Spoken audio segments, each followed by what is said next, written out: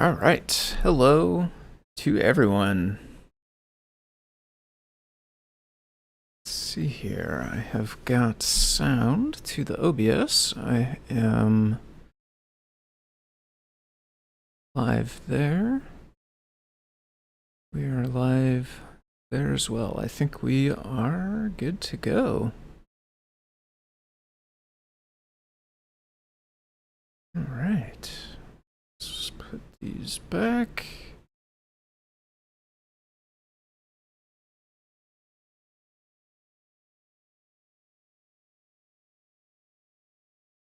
Turn that off for now. And this, let's see. There we go. All right. Welcome, everyone. Thanks for tuning in. My name is Tim. I go by Foamy Guy on GitHub and Discord. This is the Deep Dive program, which is a weekly live stream program. Most weeks, the person here is Scott Shawcroft, the lead developer of CircuitPython. Scott's out this week and next week as well. And when he is not around, then if I'm available, then I'll fill in on this stream. So I'm here this week, and I am here next week as well. For anybody that might be new, if you don't know about the stream, if you haven't watched before, it is the deep dive stream, and it's typically centered around CircuitPython development. When Scott's here as the lead developer, he tends to be working at quite a low level, which is where the name comes from, deep dive. He's typically working down inside the core, working on kind of like cutting edge stuff that will, become the next version of CircuitPython at any given time. I do not typically work quite that low level, so I'm usually working on either libraries or infrastructure stuff or projects, although we do occasionally venture into the core, sometimes into display.io and a couple other bits and pieces inside the core. But mostly I tend to spend my time more at a bit of a higher level with libraries and with infrastructure and projects and things. So if you are brand new, though, and you have, again, never caught the stream before and you don't know really what I'm talking about, CircuitPython is the kind of main thing about this stream. You can learn more about it here at circuitpython.org. This is basically a version of Python that runs on tiny computers called microcontrollers. In particular today, the ones that I have loaded up to play with are the Playground Bluefruit, and I also have a Feather Sense and a Itsy Bitsy NRF 52840. But CircuitPython is a program that can run on these tiny computers called microcontrollers. What it allows these things to do is typically they'll plug into your computer, usually with a USB cable. They'll show up like a thumb drive. They'll have a Python code file on that thumb drive. You can edit the Python code inside that file. And then when you save it on that drive, the microcontroller, the actual computer that's in these little chips, will read and execute that Python code for you. So that's kind of the super duper high level view, 50,000 foot view, so to speak, of what's going on here with CircuitPython. In particular, today I will actually be working with Bluetooth devices. The three devices I have pulled up are Bluetooth. And so instead of the USB connection to the computer, we'll actually be trying to get this connection working over Bluetooth. Let me mention, as always, thank you to Adafruit. Adafruit is the company who sponsors CircuitPython by paying the folks who work on it. Scott, the lead developer who's here on this stream most weeks, is paid by Adafruit to work on the project.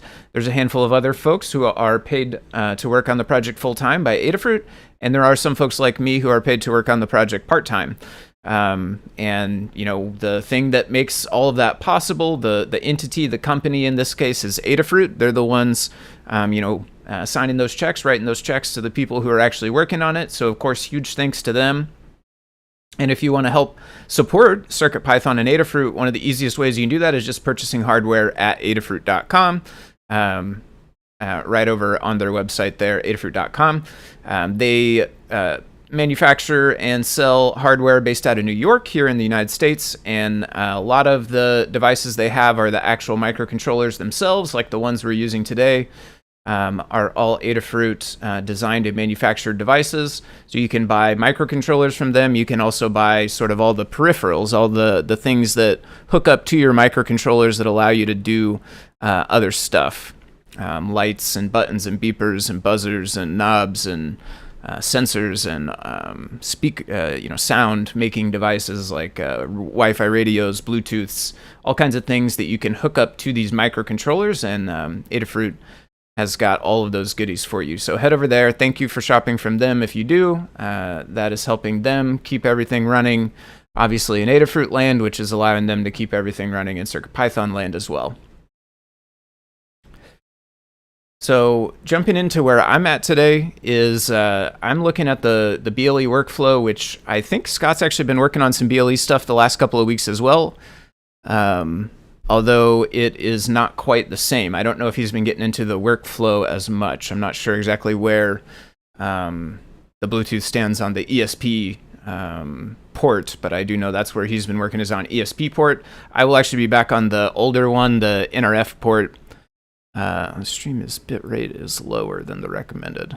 Don't think I have anything I can do about that necessarily, so I'll stick it behind this window and pretend I don't see it. Let's see here.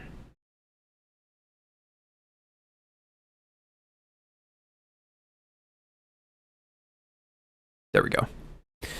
Okay, so for anybody that doesn't know, the workflows, there's different workflows on CircuitPython devices. The kind of default one, the typical one, which I talked about before, is the USB workflow. That's kind of the main one, the first one. This one, you'll connect your device with a USB cable. It will show up like a thumb drive that has the name CircuitPy. On there will be a little Python code file. You can edit that Python code, and then when you save it, the microcontroller will actually execute that code file for you. So that's kind of the base one, the most typical one, and it indeed was the first one that exists. In fact, it's kind of like the core essence of CircuitPython in a lot of ways is this USB workflow and the way that it runs the CodePy whenever you save it. The next one I believe that got created was the Bluetooth one. This came along in the sort of NRF 52840 era when lots of these devices I'm using today were coming out. Scott was working on this and added the ability for this blue BLE workflow, which allows you to interact with the files on the device over BLE using this defined specification or this defined protocol for accessing and writing and downloading files and all this stuff. And it does also include just a UART service as well, with some TXRX for you to be able to access like the serial console in the REPL and that sort of stuff. And that's what we'll be messing with today. There is a third one here, which I'll mention briefly, the web workflow. That one is the newest one of the bunch, and it is for, as the name implies, web. This one is over HTTP. And you set it up in your settings toml, and then as soon as you start including all of these settings in your settings.toml file, and then you reboot your device, it will actually host an HTTP server, which you can then access across the network, from some other device, from your PC or your phone or whatever other device you would like. So that's the web workflow, but BLE is where we'll be at. And what I'm trying to do is make a connection between the BLE workflow and a Python script on the PC. And I will warn you right up front here at the beginning of the stream, I don't necessarily, I don't know for sure if I'm going to be successful. So this might be a stream of me, trying a lot of things and not making it. But that will at least give me a bunch of things I know don't work. And, if we get a little bit of luck, maybe we will actually find something that does work. And then we can start working on different commands and stuff. So this is what I'm working on, trying to interact with the BLE workflow from the computer, specifically from Python code, because ultimately my aim is to include this code, this interaction with the BLE workflow, into Circup, so that Circup will have the ability to actually install libraries and update libraries and things via the Bluetooth workflow in addition to what it can do today, which is the standard USB workflow and the web workflow. But before we can even start thinking about actually adding all of that functionality into CircUp, we have got to get the very, very core basics of like communicate to the thing and like, get information about the files out of it and such, which is where I'm at right now. I have tried a couple of different things over the last couple of days, and I have not had much success, so I figured it would be good maybe to do during the deep dive as well. This will give me a chunk of time to work on it. If we get lucky, maybe somebody will pop up in the chat who knows more about it. We can get some pointers, yeah, just be some time to try it out. Just like Scott, when he's here on the deep dives, I am totally cool with questions, comments, anything like that. So if you have questions about what I'm working on, or if you have questions more broadly about CircuitPython, I don't know everything. I don't know nearly as much even as Scott about the core itself, but I am happy to do my best to answer any questions that anyone does have. If you want to throw those in the either the Discord chat or the YouTube chat, those are the two that I can see, which are also the two that are on the screen as well.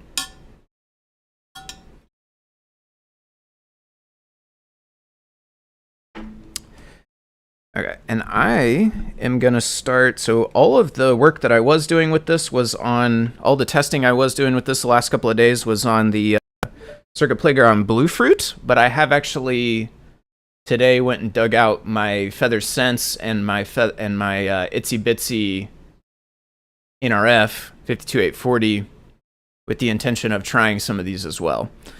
So I've got the Feather loaded up now. How's it going, Tyth? Exciting BLE times.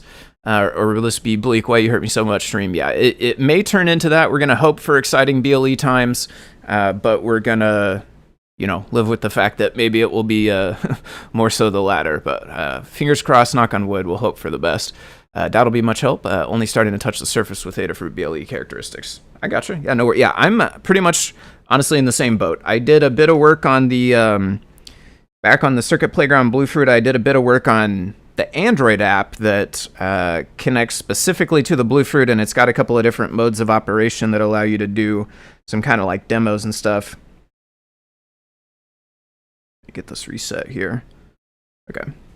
But that's really the only like Bluetooth experience I have, and honestly, I kind of fumbled my way through it, and it was on Android, not Python on a PC, and it was a very long time ago. I don't remember that much about it. It was a whole different thing. It was not file management, so I have very little experience, and the experience I do have is not direct with the actual workflow, so we'll see how it ends up. So one thing I do know, I just reset my device, and then I waited for it to blink blue on the RGB LED. When that blue is blinking on the LED, you then press reset again, and what that will do is put you into Bluetooth, connection mode, basically. I don't know the proper name here, but so status blinks when you see it blink in blue. That's when you press reset again, and then that's going to restart the board. It will broadcast the file transfer service and the creation IDs. And this was what I was getting ready to say. So this public broadcast is done at a lower transmit level, so the device must be close, to whatever's trying to connect to it. So I'm actually going to stand up and kind of drop this back here a bit.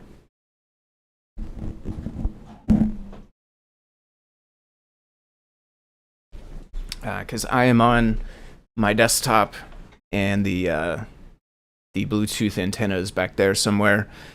So let's run this scan. I have a scan script here. Let's run this and see if it shows up. No, it's not showing up in that, at least not right away. So one thing that I have been noticing, and I don't know the quote-unquote like what's expected or what's proper or whatever, but one thing I have been noticing is like sometimes it will show up in here, and I'm not actually sure. This is my computer settings for Bluetooth. I'm not actually sure, like, do I need to do this first and then come back here and do this? I don't know the exact, like, actual correct way to do it. So I am going to do that. I'm going to do connect right there. That's going to show that's connected now.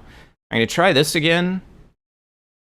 And then it still does not say, oh, there it goes. Nice. Okay, so we did, oh, no, that's the wrong thing though. That's the wrong thing. That's my headphones.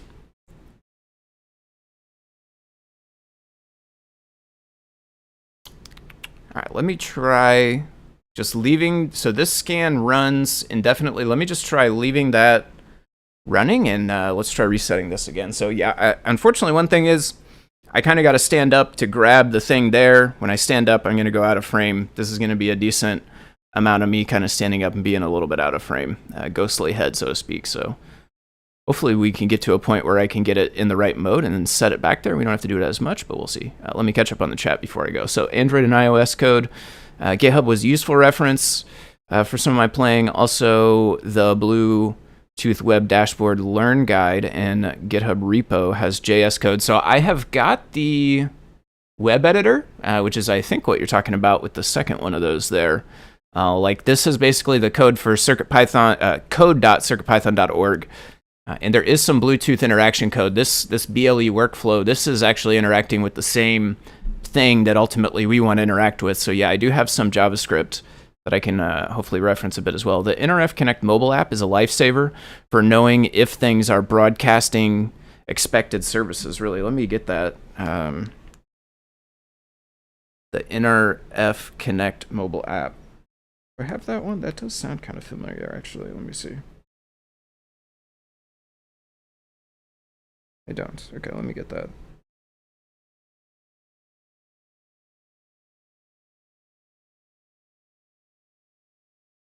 Where's the search bar? NRF Connect.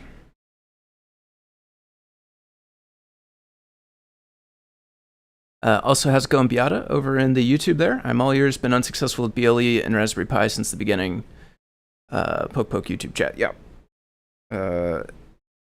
Raspberry Pi, I might try on a Raspberry Pi at some point. Right now I'm trying to go from the PC, but I do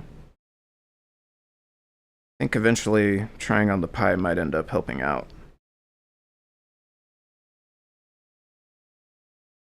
Hopefully once we get things set up, hopefully it will just work on both. That's kind of the idea of the Bleak library, which I'm using. There are so many tabs in the beginning of this. Can I get back to this somehow?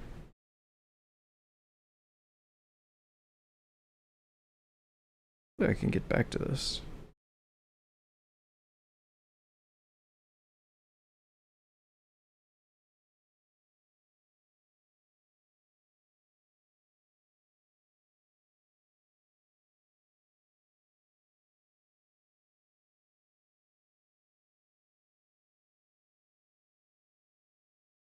Okay, so let me grab this device and let's see if my phone thinks it's broadcasting anything.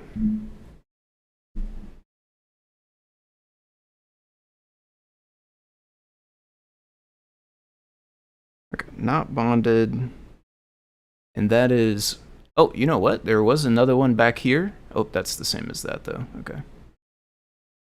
Philips. Sent two different ones. Okay, so I do have a different device, not bonded.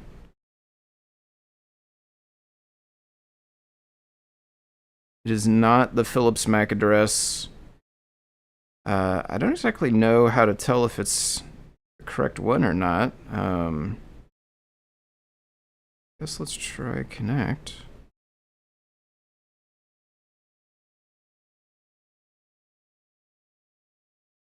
Client server.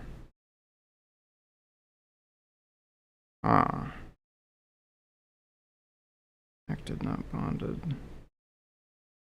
Device name? Just give me back the,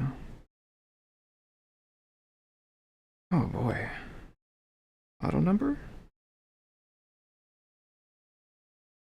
Okay.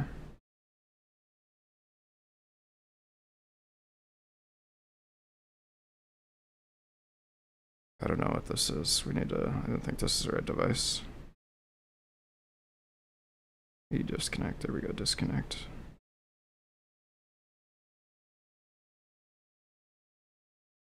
Also this one.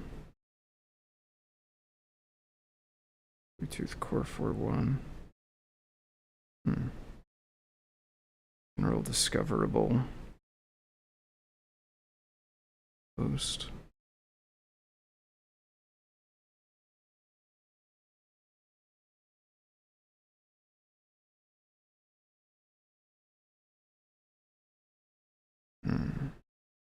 Does not seem like that one connected.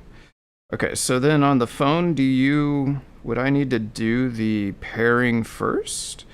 So I guess on the phone, my other potential problem here is I've got music running. Maybe that's be interrupting it.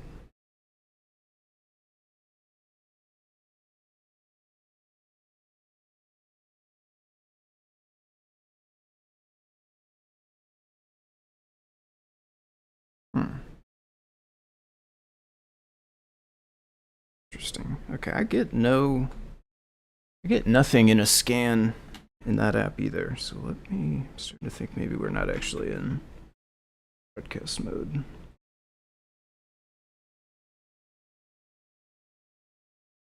Yeah, I mean, it's give me the solid blue. Okay, there we go. Nope, that's the wrong thing.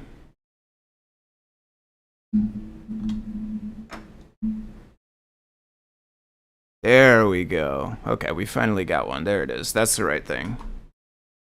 Let me copy this.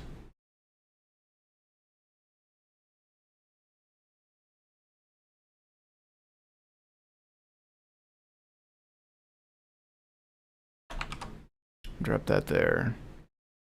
All right, let me try stopping this and running this, and it will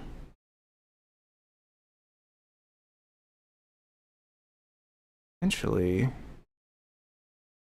Okay, yes. This is the error. This is where I got to before, basically.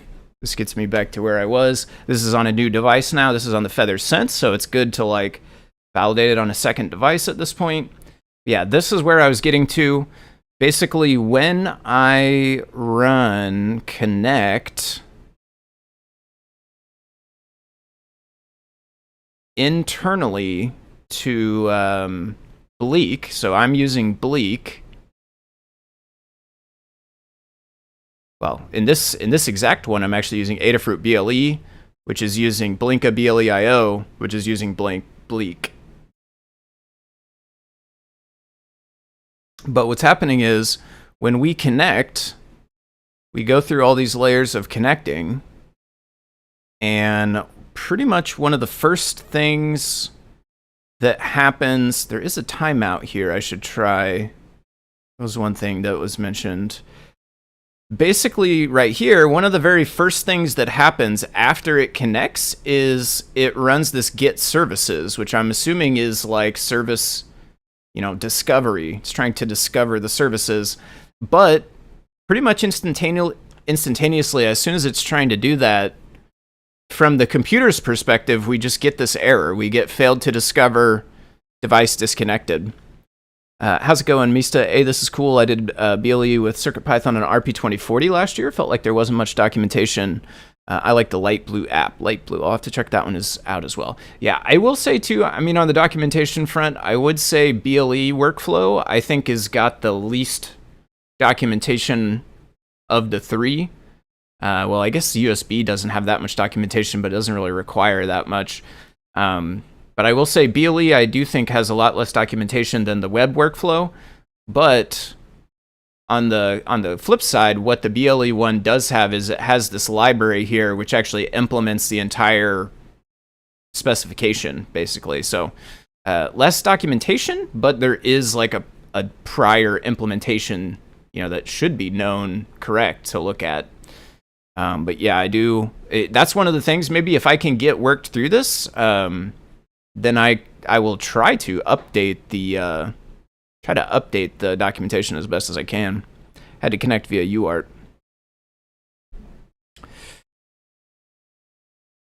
Okay, so let's try that timeout.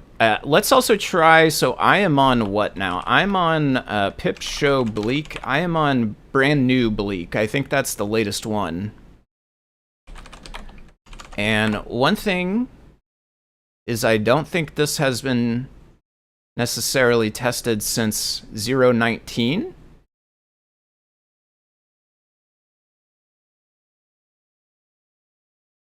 This is only 2 weeks ago. So I think this is the other version I had as well before. But I think that actually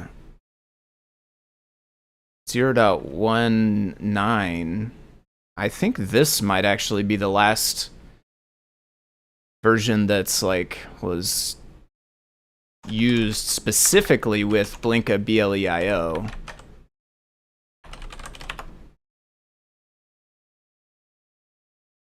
It's not pinned currently, but the there's a reference in here. Support Bleak 190,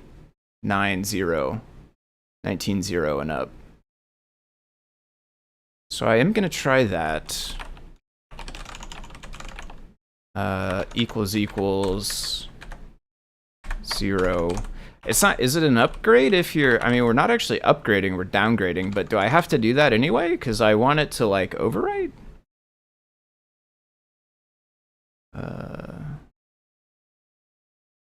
Okay. I think I'm probably alright with that for the time being. Alright, let's try this again, but the thing is, I don't think it will work this time. Like, basically, I don't think it will see the feather anymore. Yeah, now we get no advertisement found. So one thing that I do think happens is when it fails, when it does that service discovery and then device disconnects, I think after that point, I need to like reset some things, and I don't know exactly which things, so we're gonna hopefully discover together here. One thing I'm gonna try to do is click backsy on this, and then I'm gonna try to connect this, but it doesn't let you connect. Okay, so then I'm gonna just try this again. Okay, so that, I think, does something, which is kind of... Oh, did you see that? That's changing. Look at that. Plot thickens. So that, like, blinked to connected for a second.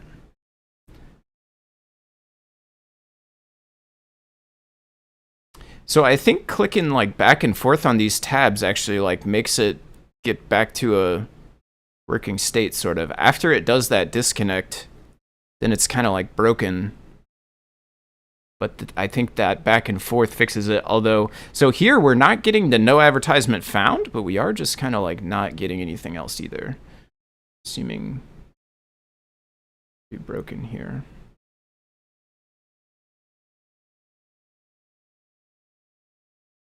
Okay. Something is appearing here as well. I'm assuming that's my... Assuming I didn't actually see it, but I'm assuming it's a Bluetooth icon of some variety. Let me catch up on the chat here. I don't think there's a library last... Yeah, the file transfer is fairly new, I believe. I don't know exactly when, but I do know it's not... hasn't been around for super duper long. So this is the cache discovery error because it's looking for a previous connection. If that's a question to me, I don't necessarily know for sure. I don't know enough about BLE or the BLE workflow that I'm trying to work on to answer that for certain. That sounds like a plausible, that sounds like a plausible thing to me, but I don't know. We're looking for a cache that would contain a previous connection. Yeah. Okay. So one thing is that version 0.19.1 definitely is different in that it was not failing the same way, but it was just getting stuck. Like it was finding the CircuitPython device, it printed it in the list there, but then just nothing ever happened seemingly after that.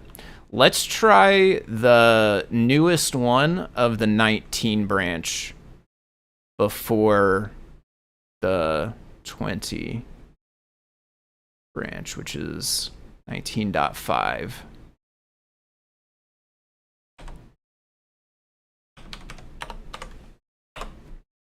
Watching YouTube, there's a chat there too.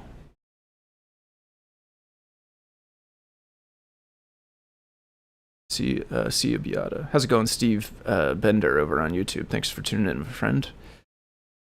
And Bitbanger as well on Discord. How's it going, my friend? Thanks for watching along. Let's see. Okay, we install this. I'm gonna do the old. Whoops. I'm gonna do the old backseat fortsies here. So it is weird that I seemingly can't connect here. Like, it doesn't let me do that, but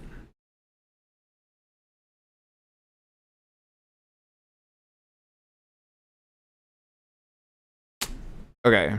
So now we're back to the same error as before. And definitely we are getting some kind of like thing going up there. Like, it's trying to connect, right? Even in here you can I think I saw it, like... Okay, I think we'll be in the dead state now, though. I need to... Maybe he gives it the backseat fortsies there.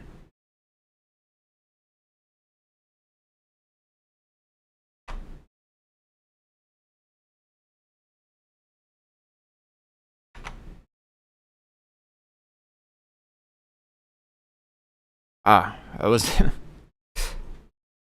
whole point of that was for me to try and... Oh, there it is. So that time I just saw it. I totally just saw it. So, like, it's trying to connect there. It's just not...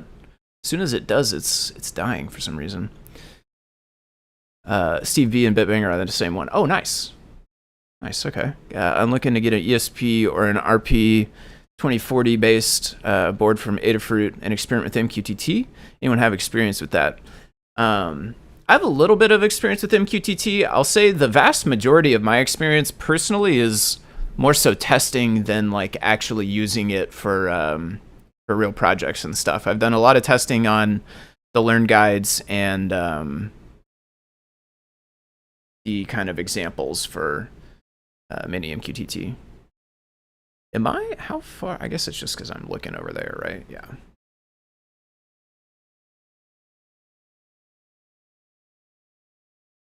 Remove the CPY Bluetooth. Maybe the paired state isn't helping. Maybe the Python side needs to ask to pair. So I'll totally try it. But I do think that having them in here lets it get farther. Let's try removing all of those. Okay, I'll give it a backseat forth-C also real quick. So now it shows up as not set up. So I won't click it. I'll just run this. But I believe here now it will get no advertisement found every time. And then if I run main, which is the scan script. Ooh, interesting. It did actually find it. Okay, I was going to say I don't think it will find it.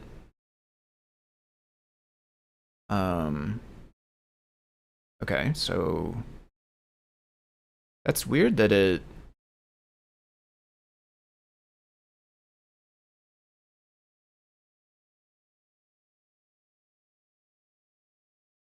Ooh, okay. Now we got a different error. Pairing not implemented. So does Bleak just not support pairing? Is that a thing?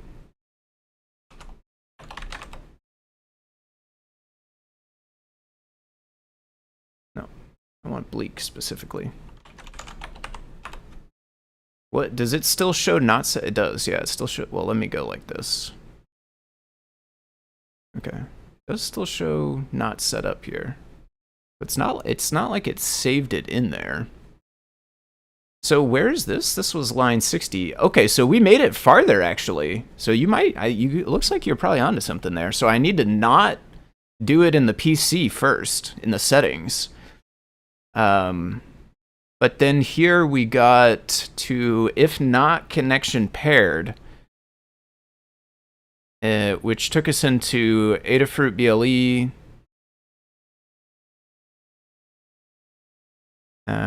And then into BLE.io, which just returned that.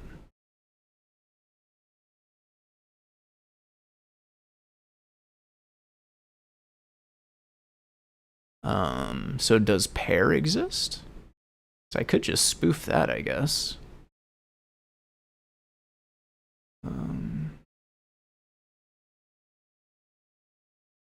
No. Well, yes, but it's also not implemented.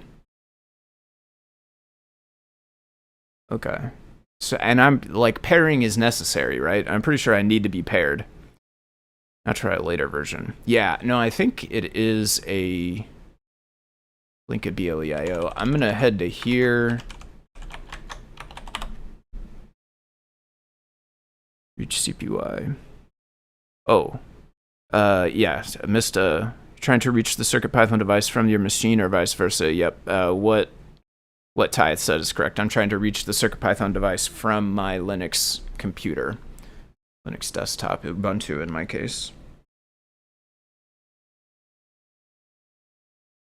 It's time to re-up the tunes though.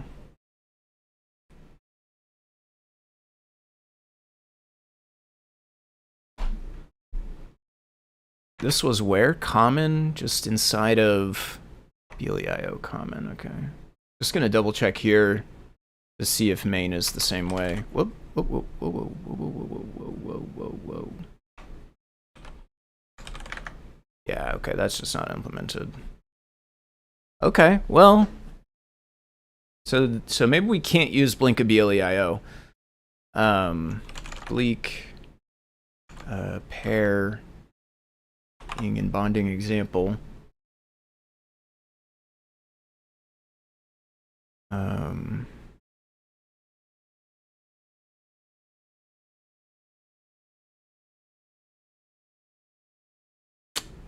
Man, that's rough. When Google brings you to a Stack Overflow that's a question with no answers and no upvotes.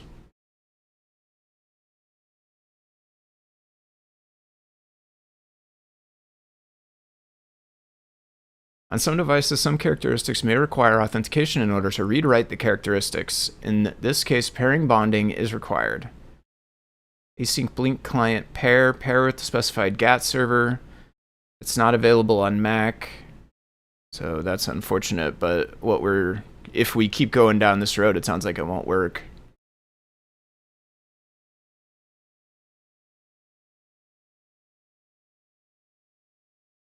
I wish there was an example of how to use it.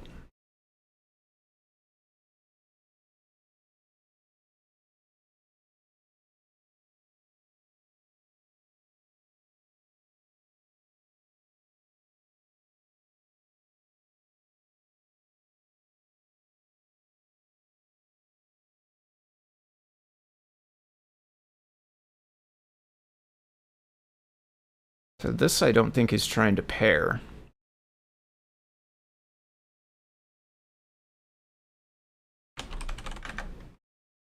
We client.pair. We could try, after we create the client, we could try pair.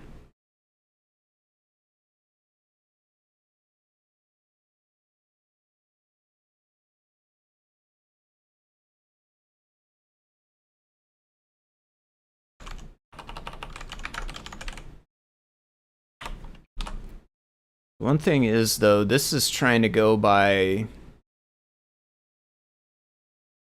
address. Maybe can we steal the first half of the code here? But then we're back into BLE. I guess I almost want to just not use any of the BLE code. Maybe we want to stick to just straight Bleak and no Blinka BLEIO. Yeah, so let's try this, I guess. I do need this. So, but one thing is, though, when this connects, it's trying to, like, read this, but we're not going to have that, whatever it is. Can I read this one? Is that a thing? FEBB? I don't know if that's the right kind of thing. Or is that a standard? Is there any chance this just works? Let's try it, I guess. So I'm pretty sure we will need that client.pair. But I have no idea what else does it want. Args and quargs.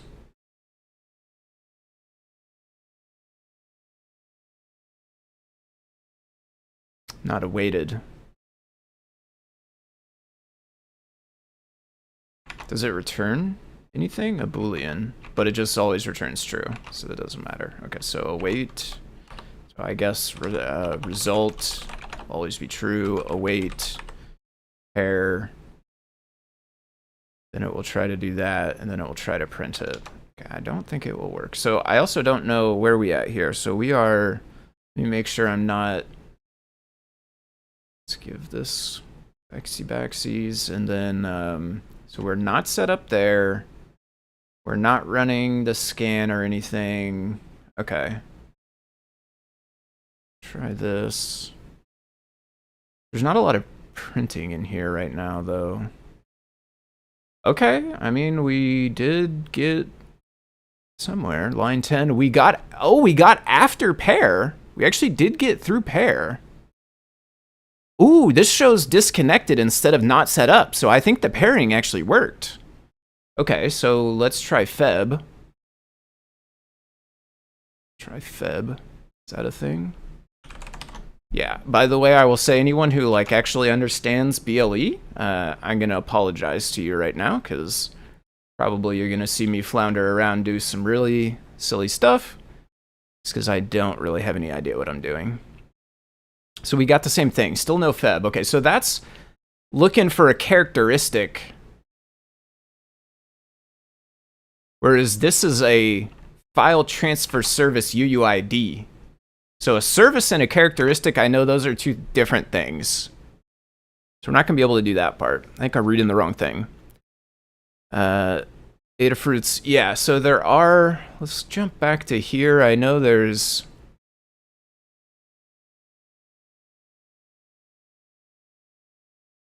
so it has service, RxTX, but the thing is, these are way longer, right? This is like a different thing, isn't it?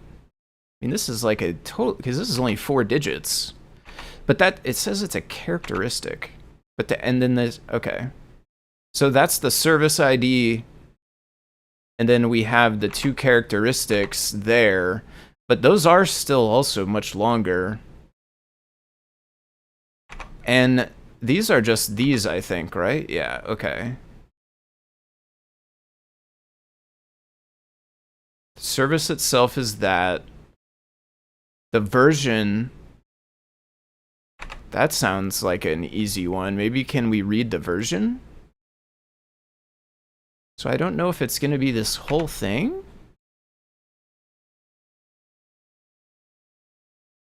Also, there's dashes in it. I don't know if that's...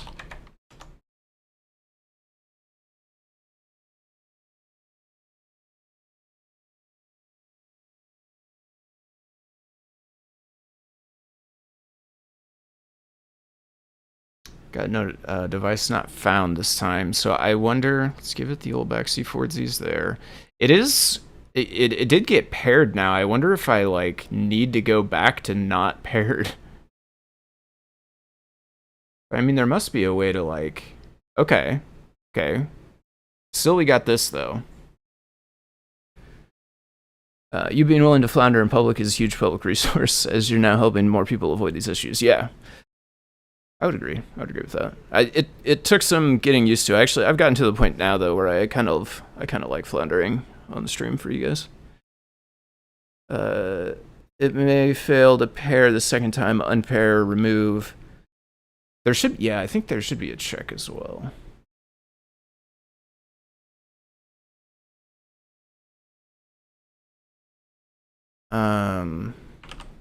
Is paired, stop. You would think it would be right there, but a bunch of deprecated. So, I mean, there's a pairing bonding section. There is an unpair, which we could call, I guess. I feel like we made it still to the connected state, though. But this is the wrong thing. I just put the wrong thing. I put the service. It should be 1. It should be 0, 100, not 0001. Whoops, okay. 0, 100. Whoops. I try to pin this down too. Let's see if we get no device found. See, okay, so let me try again just to. So I think this clicking back and forth between these tabs is somehow like getting it out of a broken state. Like right now, I think it won't find it. And if I just do that, like this thing starts going. I don't know if that's like related to the issue at hand or just a different byproduct or whatever. But now, oh, that's a beautiful sight. Look at that. That is the version of CircuitPython that is on my device. That's awesome. Okay.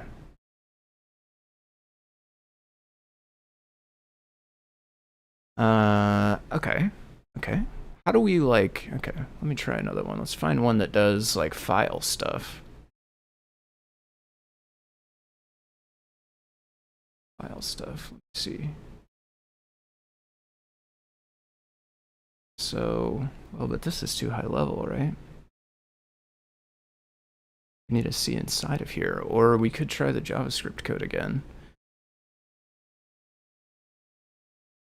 I mean, do you just use the read write? Does it go over the UARTs? Yeah, easy to use as end user BLE means developing for a super complex. I had a similar experience developing for USB 15 years ago on an MPU. Can you just have your device print its own UUID? I do not. Well, so the thing with CircuitPython, the closest thing that we really have to a UUID, I don't think it's used very much. I don't know if it can be returned by the Bluetooth or not. I would consider the version essentially the same kind of win as seeing. So we do have this thing, but to the best of my knowledge, I don't know if that's available via any APIs at all. To the best of my knowledge, I don't know if there's Python code you can run to get that, or I guess you could read it out of boot out. But I also don't know about if that's exposed in the workflows anywhere. I've never run across it being returned by an endpoint, but I also can't say I've been like keeping an eye out for it, so might have missed it if it did. Let's get the JavaScript code. What is actually happening here when it's like doing stuff?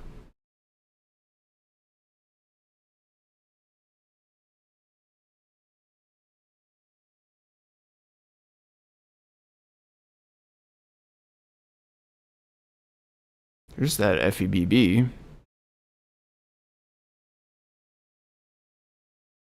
File transfer client. Well, that's interesting.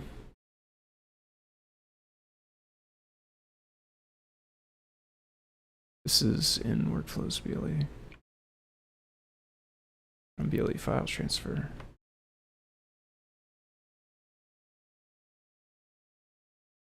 File doesn't exist.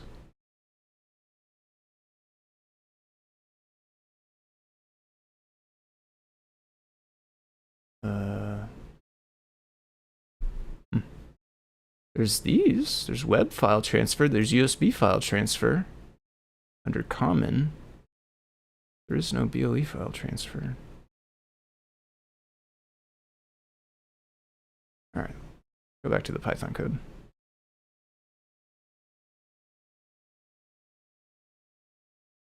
What does this example actually do? So we're in a loop while the Bluetooth is connected, and I'm assuming that means like while we are connected to the radio, not like to the device. We look for connection and connections.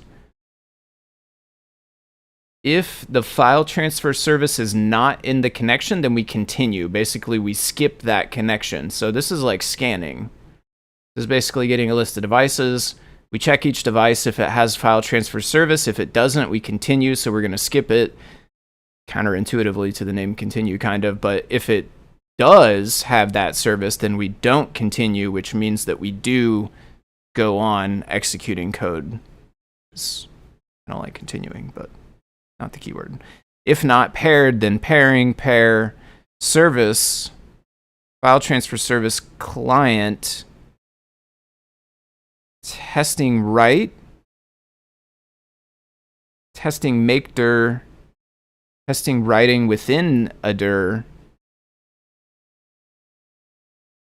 testing offsets. I don't know what offset means. Offset hello? I guess that means like reading from a certain offset inside of a file, probably. My best guess there. Deleting. Is there a lister? Just move. Large files.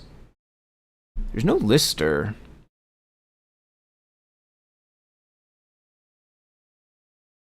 Well, but lister is its own one of these, I think. Yeah, okay. Okay, this one actually has a lot less stuff too. So for advertisement in BLE start scan,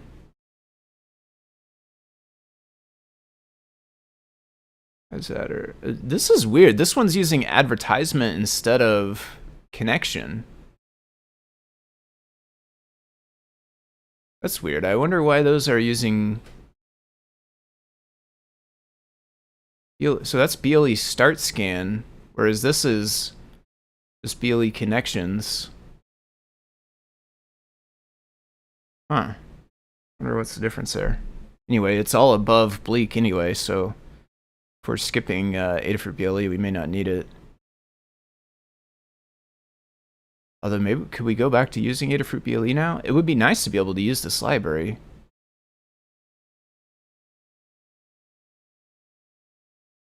No, we can't use Adafruit BLE though because it doesn't pair. Well, I mean, we'd have to implement pairing, which I don't think I'm probably capable of. CP devices maybe, or version JSON. Someday I'll connect my LED glasses controller to my tablet using BLE. Nice. Yeah, that'd be pretty sweet. BLE glasses. Okay, so that's scanning, continue. It's going to connect there, connection. If we did not get connected, we print that and exit. We check again for the service, even though we really already checked for that back here. We pair if we're not paired. We call, we look up the file transfer service, and then we file transfer client, we create a client. Okay, we create a client and then we call lister on the client. So what is that really doing? I have 2 copies of this. Okay, we're gonna bail on this one. Do I have this open in here too? Don't. Maybe I should open that in there as well. All right, what is client? So we have file transfer UUID. That's UUIDs with CircuitPython base. Byte array. That's okay. I don't know what's going on there. Just gonna scoot right on past that. File transfer service.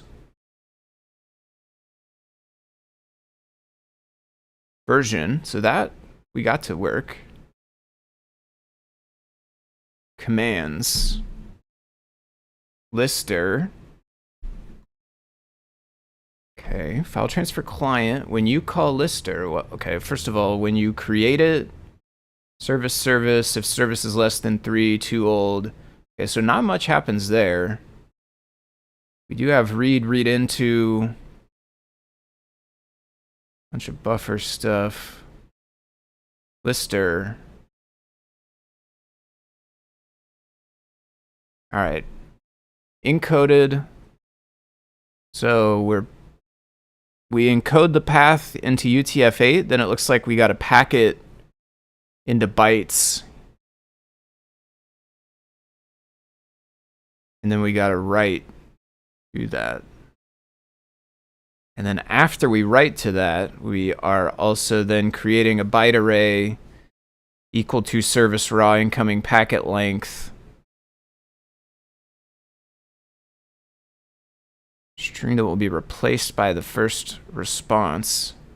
Starting value that will be replaced. I don't know what that means. I0 total 10. Header size is calc size. Whatever that means. Path length 0. Encoded path. flags file size modification time. Read into. B, offset if offset's less than read. If length of encoded path is equal to path length. If path length is greater than 0, path equals a string. Paths.append. So that's building up a list. If length of encoded path is equal to path length.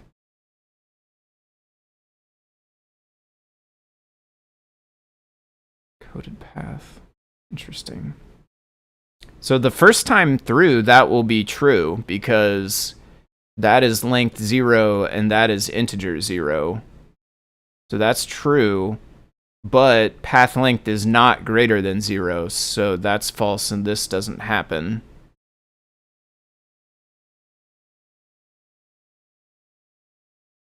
What is this? This is just a giant tuple. Command status path length I total flags modification time file size. There's a lot of stuff. Struct.unpack from the offset header size encoded path B. If command not equal lister entry, then raise a protocol error. If status equals file transfer service OK, then break.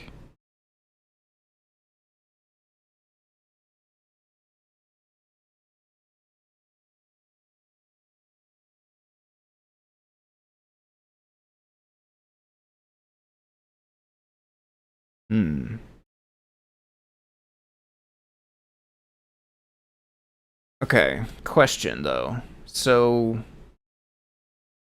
we were not able to use Blinka BLE.io because it didn't implement pairing, but now that I've paired, it's like still paired. Could I just do it now? Is that not how that works?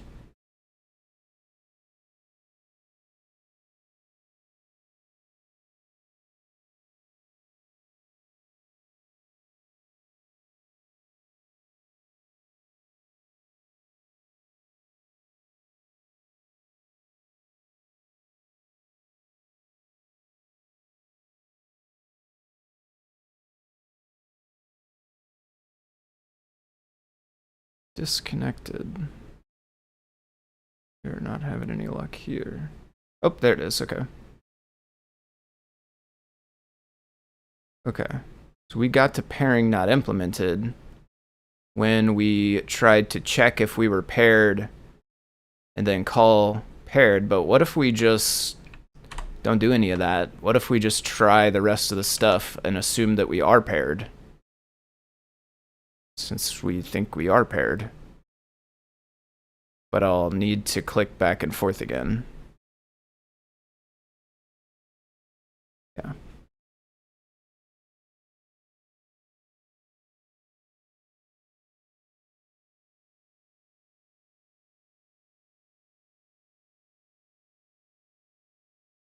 Actually, I had to do it twice last time.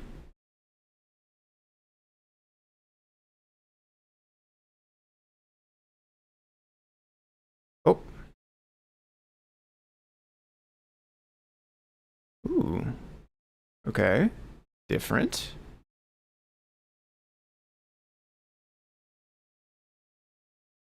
Self.write encoded. We got a type error. Packet buffer init got an unexpected keyword argument max packet size.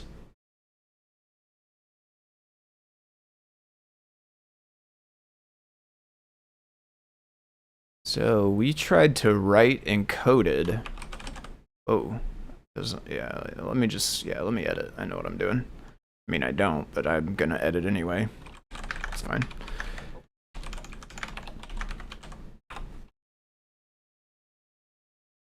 So when we tried to write that, oh, now my line numbers are gonna be broken now because I added a line.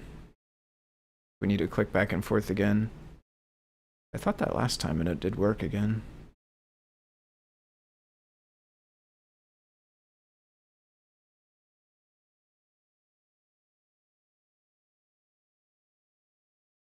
Yeah, I don't know, like, how do we tell people, like, what is this about? The click back and forth thing. I don't know. Oh, interesting. Is that that must be like just an encoded / or something?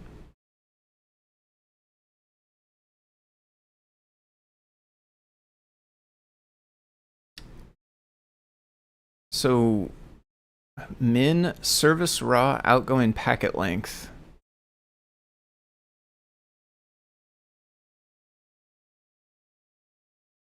Is bound object self.bind service? Bind says BLEIO packet buffer, bound characteristic, buffer size 4, max packet size 512. Which it does not like. Well, that's weird. Because it's in BLEIO though. I mean, it's its own thing. It says characteristic, star, and then buffer size. In packets of the characteristics maximum length.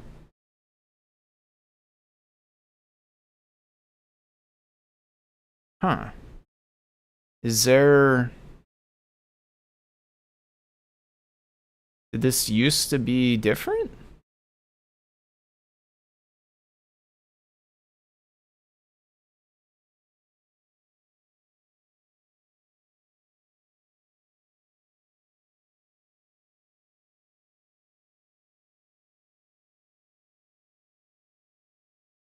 Where is version control?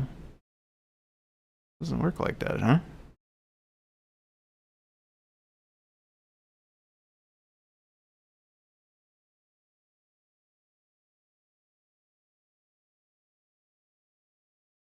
Oh, I'm not in a repo, I guess. That's why we don't have version control.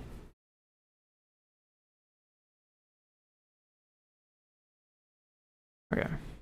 Let me clone Blinka BLEIO.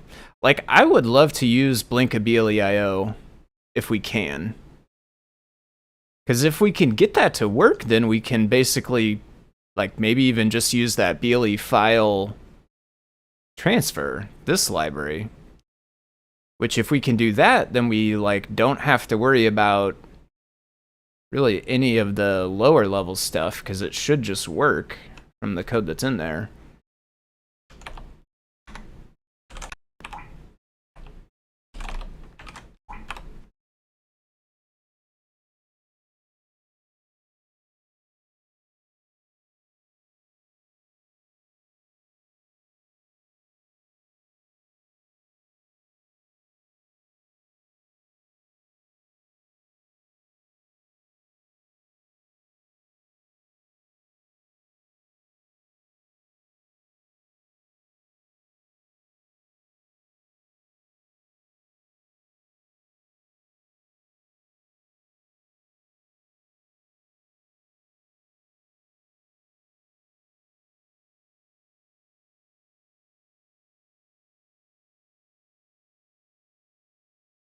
All right, so we don't have too much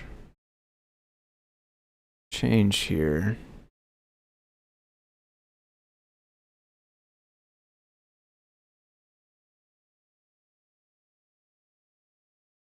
There is a change in init on this commit, but it doesn't look like it's to the signature.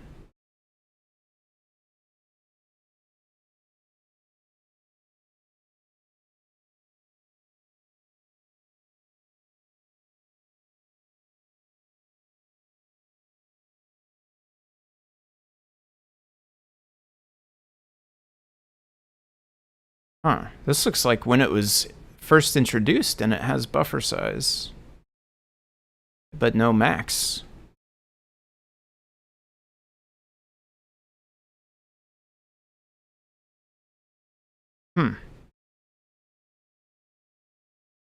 Okay.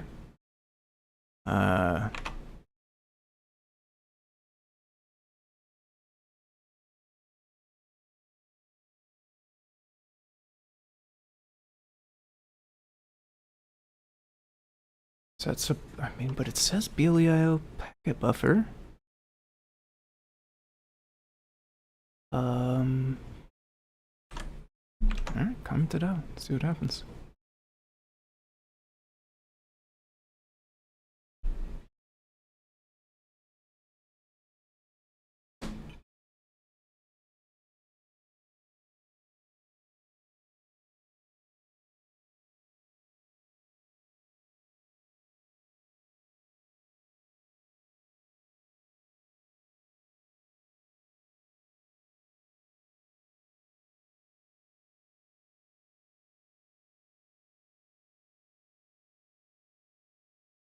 Just connected there now.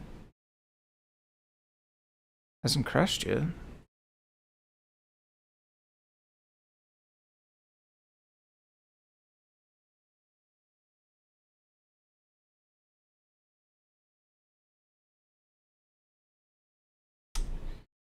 It's feeling like we might be stuck though.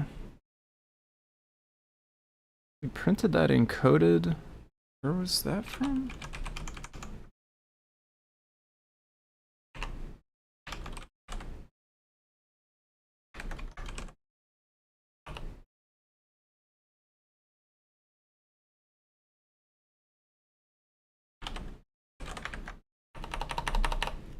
Where did I print that from?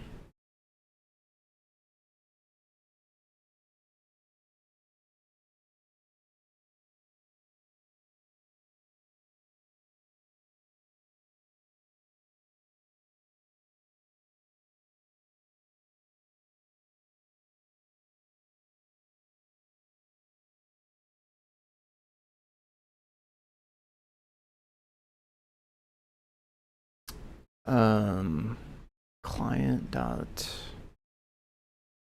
master? Yeah. The F string.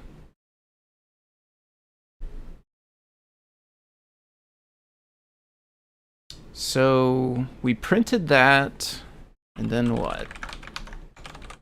We get to here.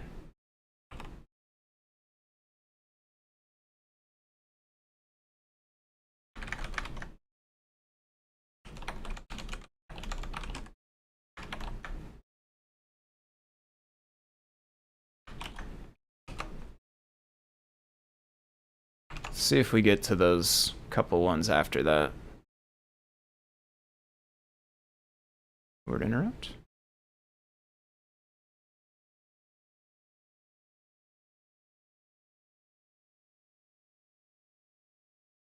Okay.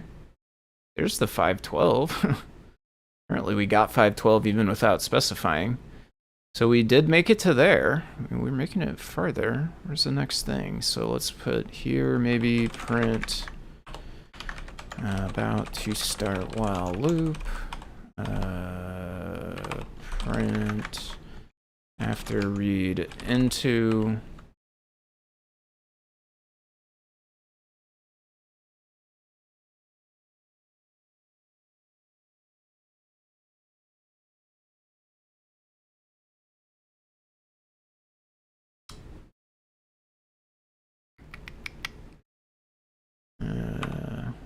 Print inside inner while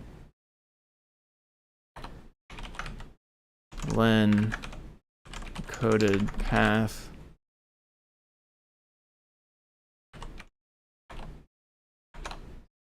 equals path length. We can print those out right before we check them.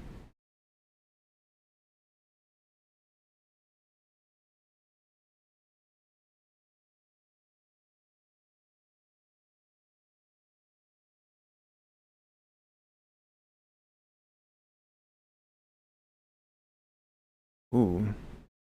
This just like disconnected and reconnected. I almost kind of wonder if it's in.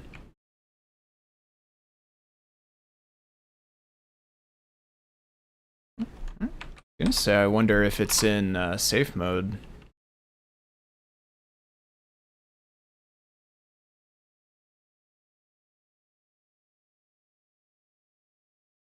About to start while loop. Okay, so it looks like we don't finish. It looks like we never finish our read into. I'll tell you what though, I gotta run to the restroom, so I'll let that sit there for a minute. Maybe with a little bit of more patience, it will actually do something, but we'll see. Now I'll try some more stuff. BRB.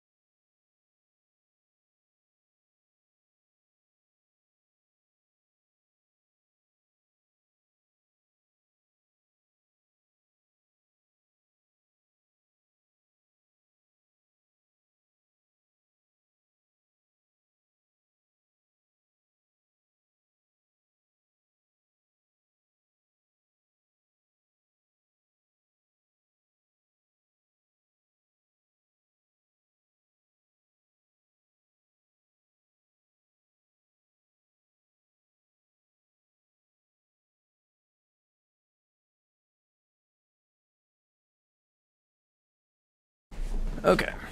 Nope, never made it anywhere. So read into never finishes. I love the find all shortcut in VS Code. Control Shift F. Really overused.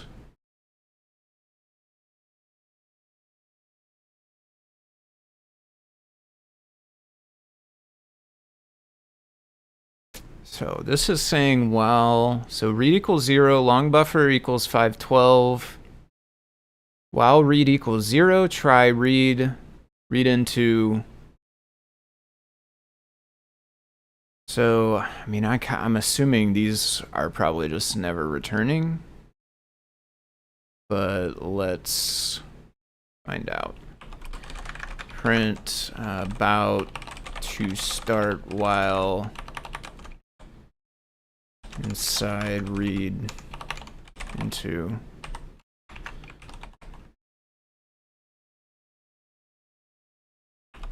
Print before service raw read into. Print after. Print accepted value error.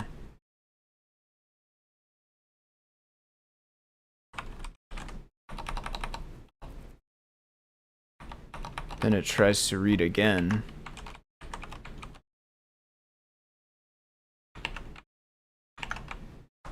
After service raw read into in accept. Buffer read long buffer. After buffer manipulation. Buffer manip, buffer change. In accept.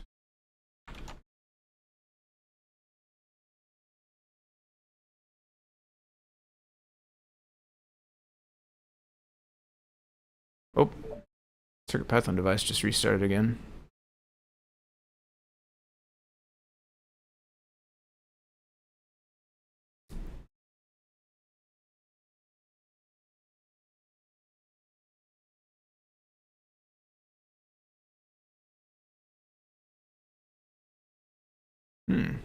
Maybe we're just going infinite.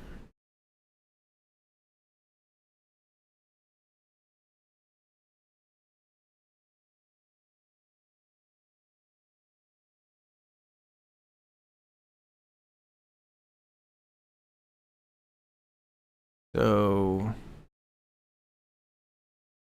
we're just in here, I guess, and red is always 0.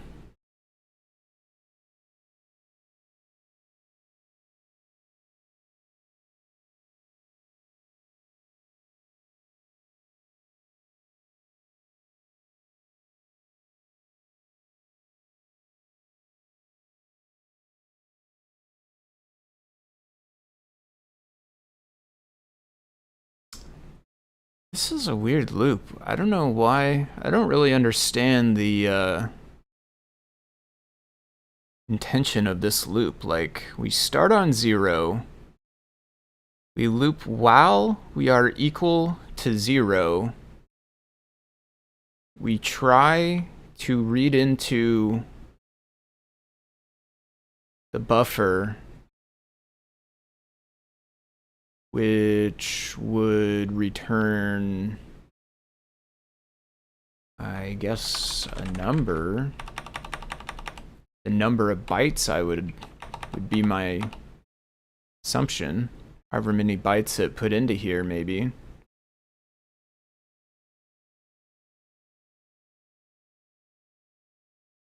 But then we would be different right away if we read something. So then we would break out of this, and then we would return whatever we read.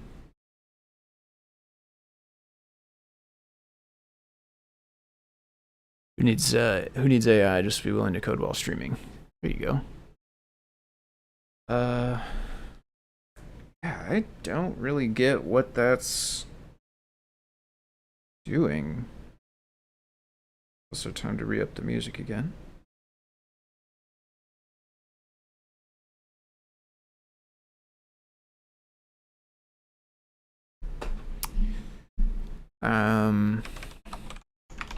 I mean, this will just always be 0, right?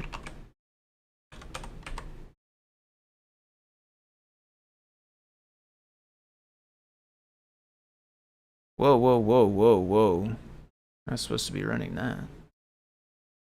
Accidentally ran the library.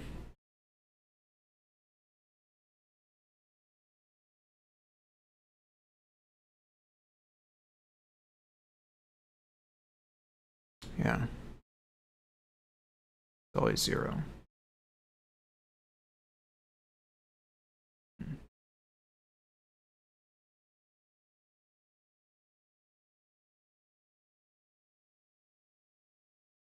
All right. Oh, CircuitPython just restarted again. I think it's in the REPL. That's the white light on the LED. Could that be trying to the meager device buffer empty? That'd be trying to keep the meager / small device buffer empty while putting into a larger buffer on the computer. Potentially, yeah. Could see that.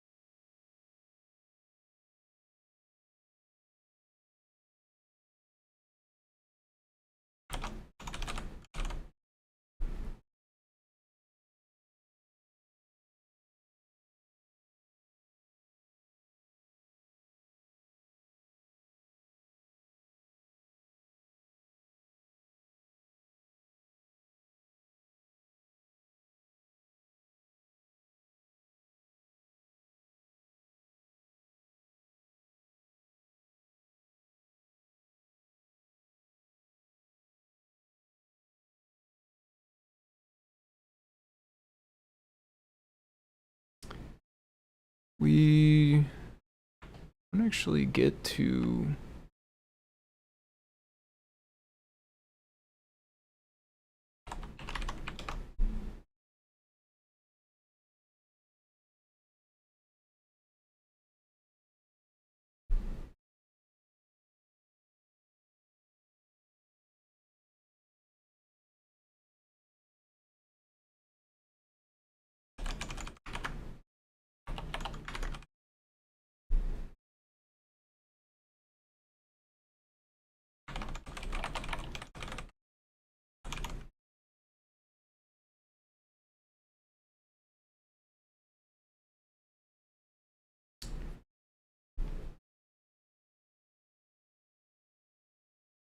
So we never do actually make it past here.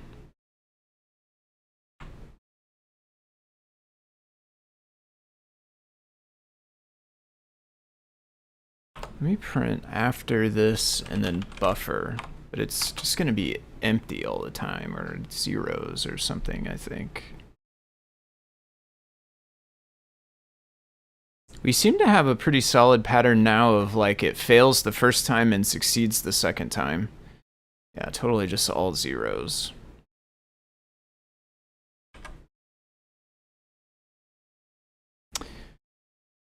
Okay.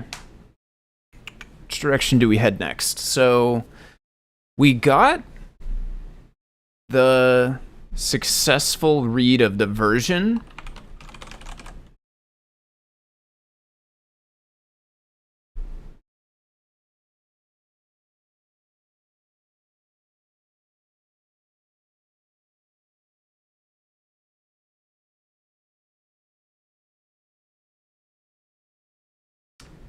How does this get used anywhere?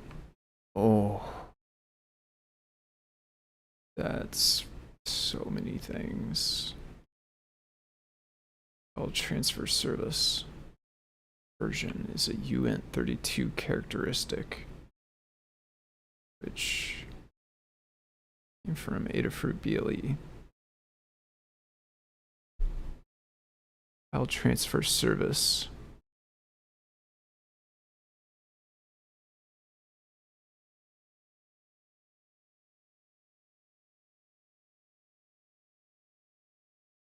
So can we print service.version and have it work?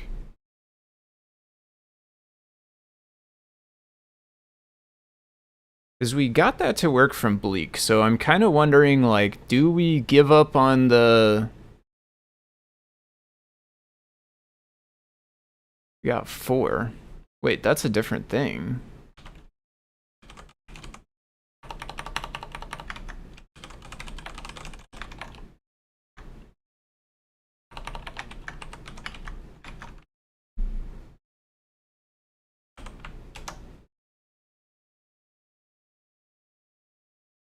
So the Bleak one that that's a totally new address. Where did that come from?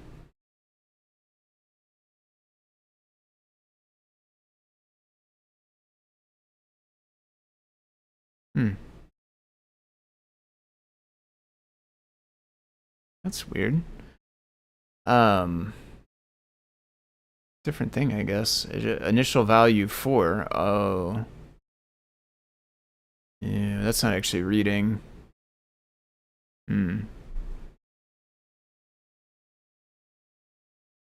Is there anything in here that's like 0, 100? Just this.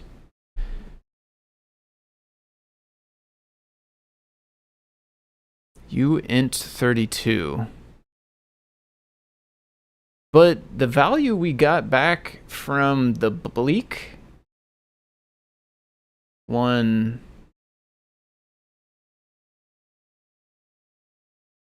was not an int.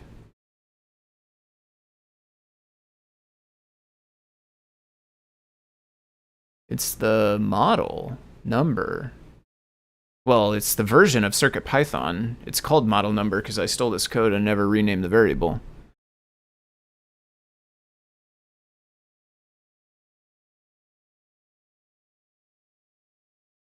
And that's the 0, 100.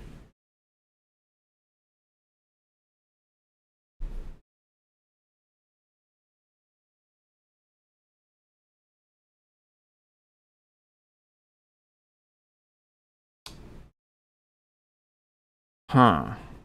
I wonder if those are just coincidentally both use the 0, 100?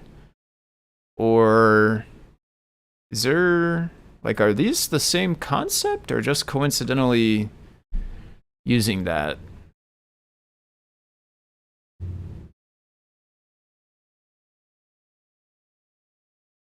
I have no idea what's going on here. This is some crazy... It's using the bytes of this string. ADAF.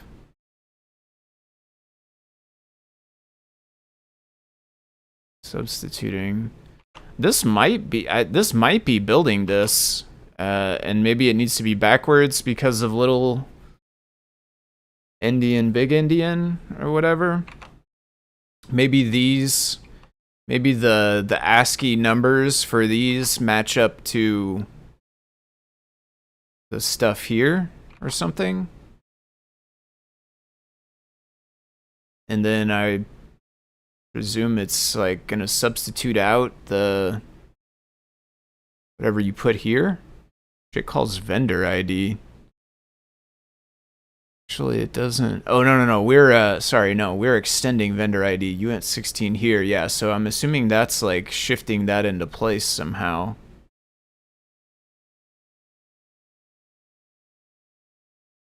So that's possibly the same thing.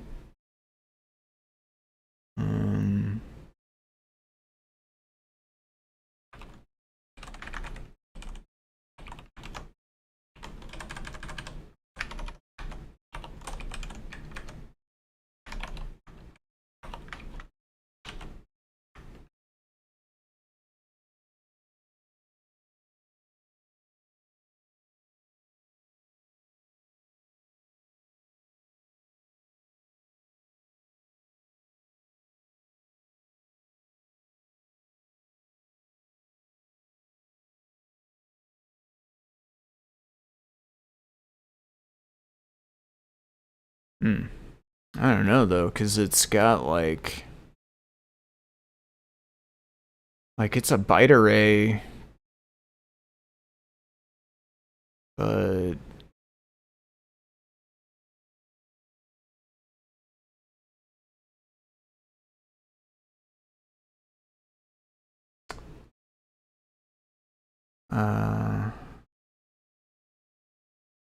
how can you convert those to show the hex style ones?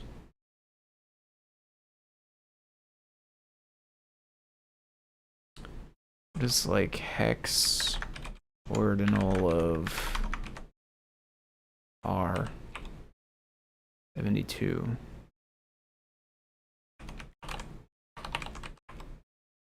Five.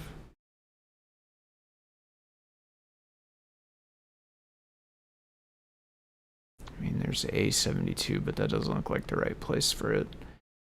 I don't know. I'm thinking maybe those are different things, I guess. 4, I think the 4 it's referring to would be the version of the workflow. Because in the web workflow, there totally is a version 4.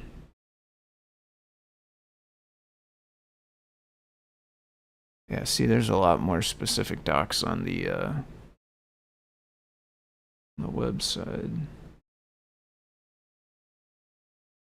Okay, this, yeah, I think web API version is 1 to 4, and like eventually there'll be a 5, you know, if we go up. I gotta assume that that's what that thing is referring to when it says 4. But I don't know why it's not reading, because we saw the basic bleak one here totally is reading correctly from the device. So I guess I'm thinking we probably just skip Blinka BLEIO for now. Probably we go down the road of trying to go bleak direct, even though unfortunately it means there's like a lot of, we got to work at a much lower level basically.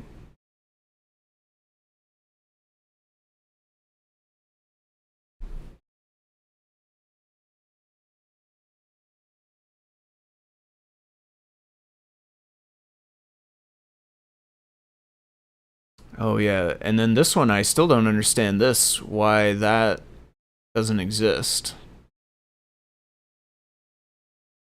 Is that like a third-party thing or something? How does that end up existing? Is there anything else that uses this string in this repo?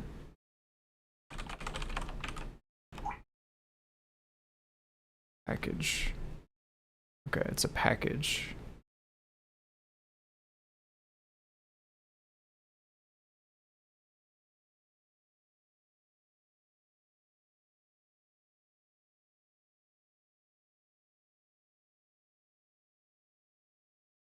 Yeah. Thank you.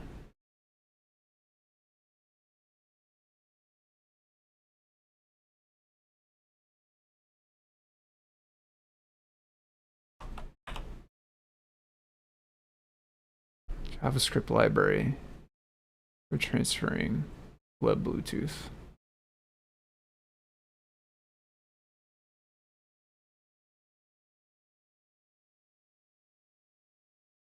Okay, so this has a version UUID and a transfer UUID. What is that?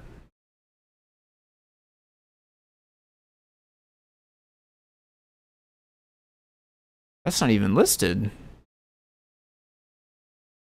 Because that's 0002, 0003, and that's 0100, 0100. And that is 0100, but then that is 0200.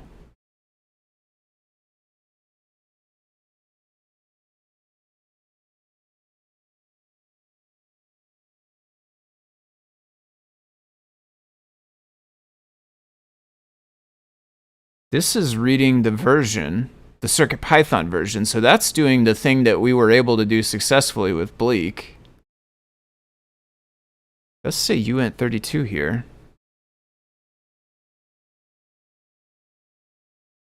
Oh, but that's checking it for 4. Okay, that's not reading the CircuitPython version. That is so weird. Is this what we were reading? How do we get 9.5 instead? How do we get the CircuitPython version? This is what we are reading, right?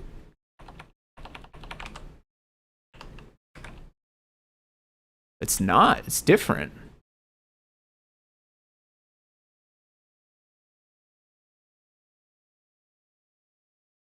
What?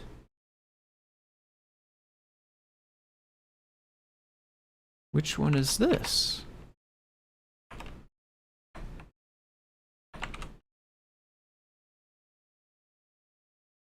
First one.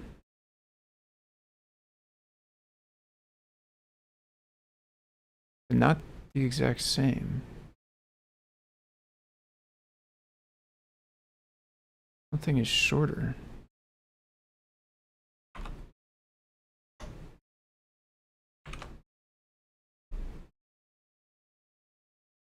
Seven 45079 7468. Just 468. That might be a typo.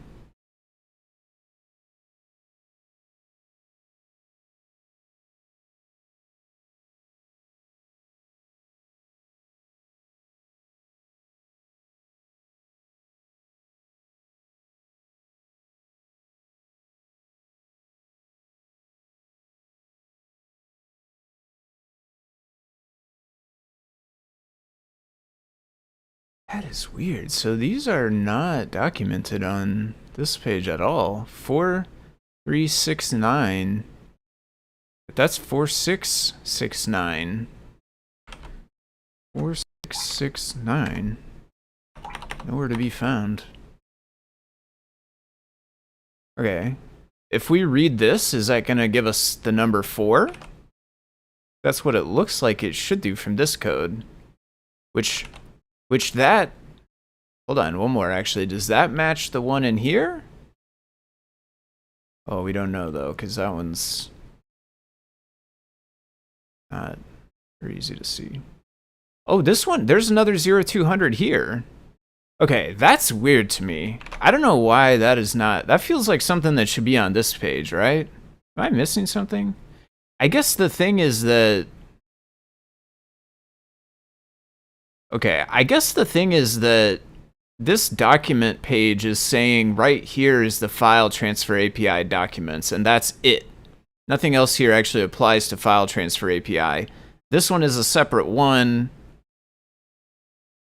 which allows you to get the version of CircuitPython and would allow you to TX-RX the serial connection. Okay, I totally was misunderstanding this. I was thinking this stuff was all part of the file transfer API. I'm thinking that's not the case now, though. Like they kind of go together or whatever, but I'm thinking this section of the docs is actually self-contained and it's literally doing nothing but pointing us to here, which is the implementation that we started from.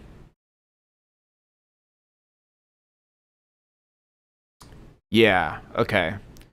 Docs here, I think, would be great. So that will be a thing that I would like to do as part of this, is once I do fumble my way through this, I would like to document it here so that the next time I have to fumble my way through it, I can come back and refer to this. Transfer must be file transfer service accessed by file transfer client. Okay, so what if we just read the other version one? Oh my gosh, I'm gone now.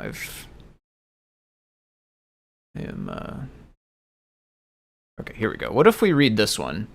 This one I think should give us 4 for the version of the workflow.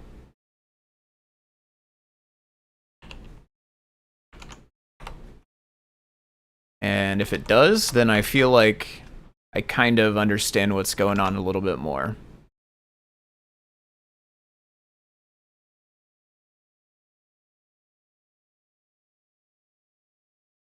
Oh, I don't think we should leave this running.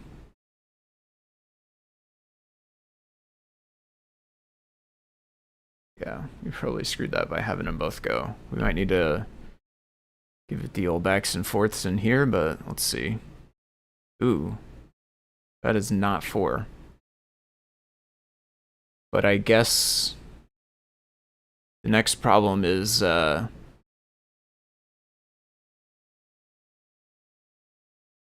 next problem is it's not just a string maybe, but it needs to be like whatever's happening to it.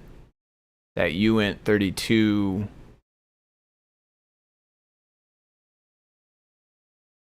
get uint32. So we need to basically convert these bytes. I assume we just have bytes. We need to convert those bytes to a uint32. How do we do that in Python code?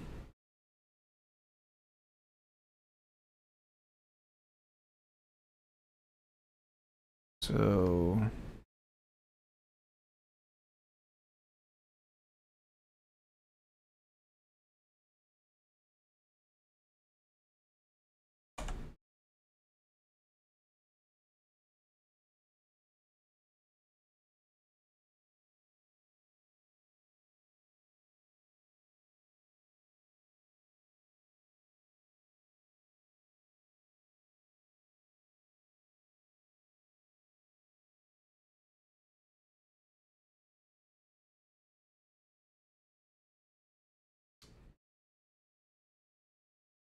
pretty sure we need to do this struct unpack thing now.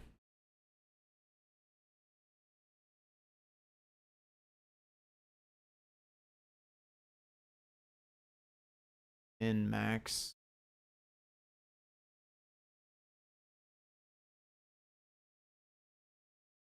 Pretty sure these are getting passed to struct.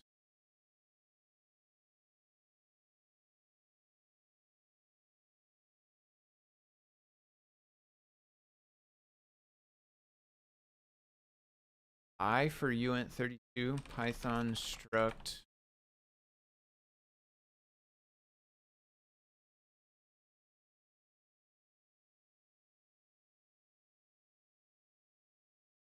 signed in size. I mean 4 bytes, i.e. 32 bits. Is that what uint?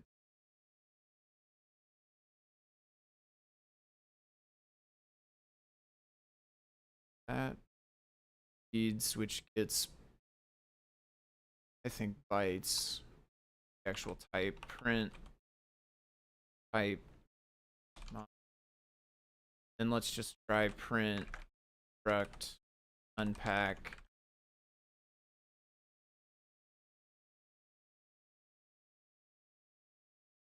format, and then it's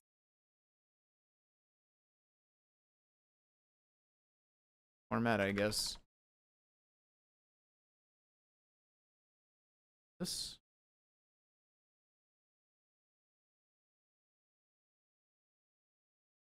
Act.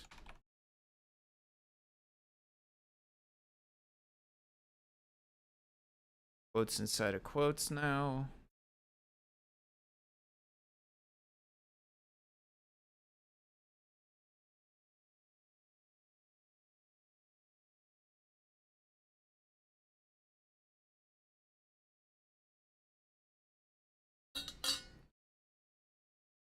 Look at that. Got a 4. It came out as a tuple. So guess we'd that, but 4. Okay. So we have 2 choices based. It's not looking like the BLE file transfer. It's not looking like this. Is it? Maybe this is. I mean, this is working for us. I was getting ready to say it's not looking like this is working for us, but is that true? So I don't know. How do we know if this is actually coming from the device? So here with Bleak Basic, I know this is coming from the device because there's nothing in this code that says initial value 4. But on this one, when we print this,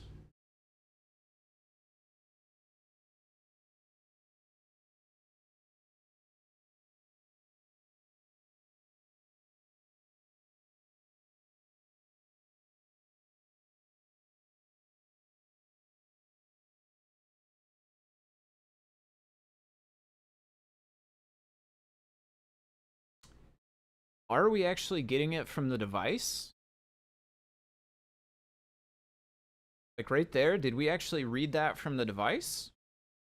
Because if so, then we're kind of like sort of working. It's just when we go to do the actual lister, we get in this infinite loop.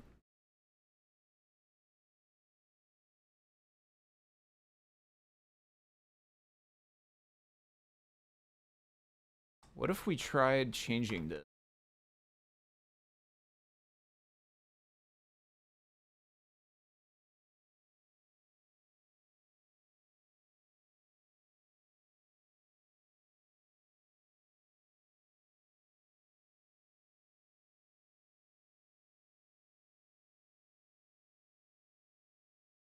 uint32 is the size of a Python int, so you can convert using int, while assuming that the bytes are in the proper order.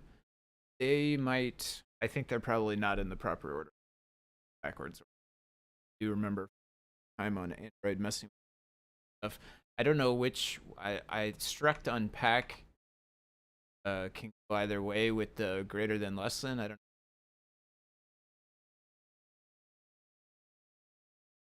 But I'm guessing that is backwards. Transfer UUID. Oh yeah. Okay, we got 4 again. So that is totally reading from the device, I think. If it was not hitting the device, it would have got the default value of 3 that I just put into it. So that's actually working. So I guess, do we try to continue on using Adafruit BLE file transfer?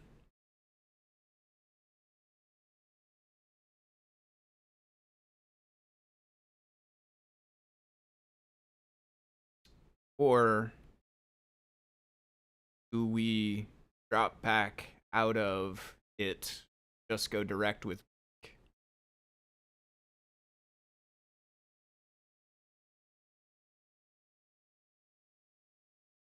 Because, like, the thing is, like, we're gonna be literally implementing the same stuff here. You know, one thing is 5.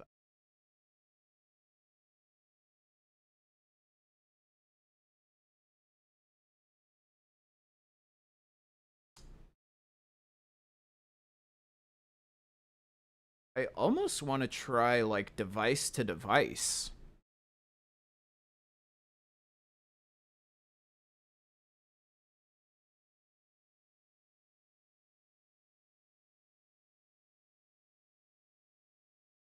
I think I want to try device to device. I want to try to see if this library works. Like maybe there's just a bug in this library. Maybe at some point the BLE workflow got updated and this library didn't or something like that. The most recent commit's a while ago. Also me. I know whatever it was not dealing with Bluetooth. I haven't actually touched it. Because, like, at the end of the day, if we can use this library, that's going to be ideal. Because this library is basically the reference implementation, right? This is where the docs are linking to in lieu of having any information. And it's already written in Python. Theoretically, it's already known to work. The other option is basically going to be looking at this code but not using it, looking at it and then trying to rewrite it, while also maybe looking at this code over here, the JavaScript version.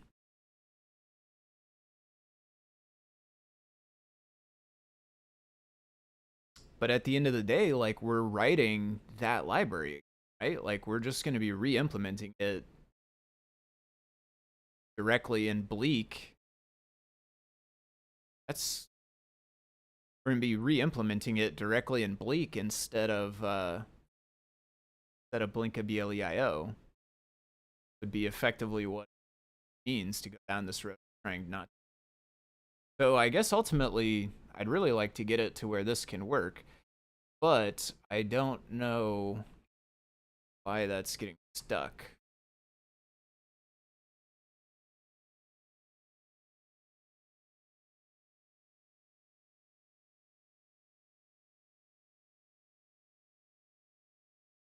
You open an issue on the internet.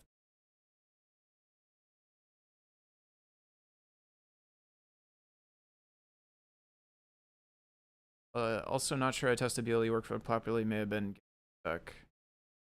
Sounds like being retitled the stream from BLE Victory. Titled the stream of BLE Victory mixed with a dash of indecision. Try the existing file transfer service if you can, but only been loosely paying attention the last few minutes. Also not sure I tested BLE workflow properly. I've seen it get stuck too on ESP. Yeah, I do feel like I've definitely been seeing it get stuck. CodeCircuitPython.org. I have used that. That has worked for me successfully. I was on the CPB, not today, like not during the stream I didn't, but last night when I was working on this, I did use code.circuitpython.org successfully. It was being weird. I won't say that it was like 100% everything was just working. I tried to save and it like got stuck, weird, broken, but I think like I didn't have writable mode on, so I'm assuming when I tried to save, I freaked it out. The other thing I found when I was using code.circuitpython.org the other day was I could go to the serial console, but if I would press Control-C or Control-D, as soon as I would do that, the like web thing would lock up. It would no longer actually work anymore. I would not be able to get any more serial information. Like I was kind of the connection was broken as soon as I did Control-C or D. But if I would just refresh the page and then redo the connect or whatever, I think it popped up the connect thing again. I redid all that stuff, and then I went back to the console, and I was like in the mode I left it in. So if I had pressed Control-C, you know, it disconnected / got locked up. But as soon as I refreshed and got back to it, then I was just sitting there in the REPL. And at that point, I could Control-C some more, and I could actually run code in the REPL. And all of that was working. It was actually giving me my output and stuff. But then again, as soon as I then did a Control-D, we got that like frozen up disconnect thing again.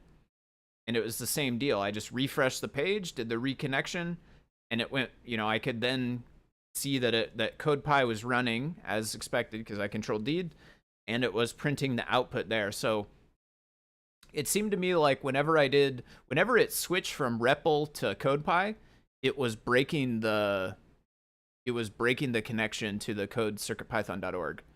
That's what it seemed like to me, based on a few minutes of testing. BLE gets reset as soon as the VM reboots. Yeah, that was kind of my guess, was like something was going on when that Control-C, Control-D happened that was interrupting the connection. Okay, I wanna try this real fast. I gotta grab a cable, so I will be right back.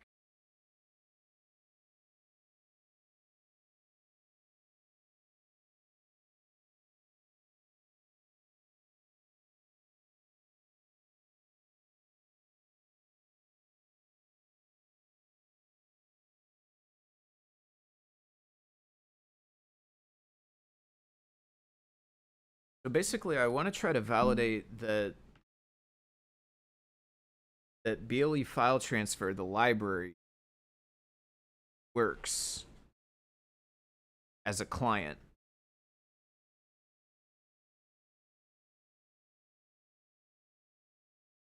The way I'm going to validate that is by having another device.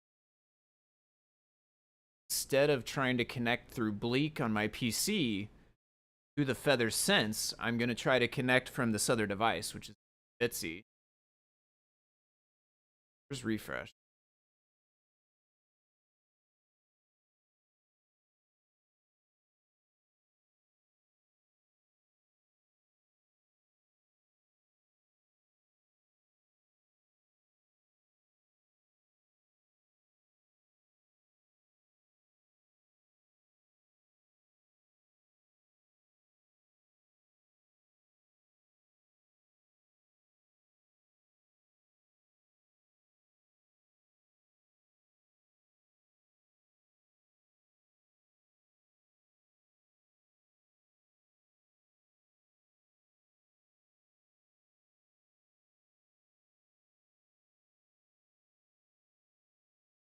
Oh, why the Feather is not?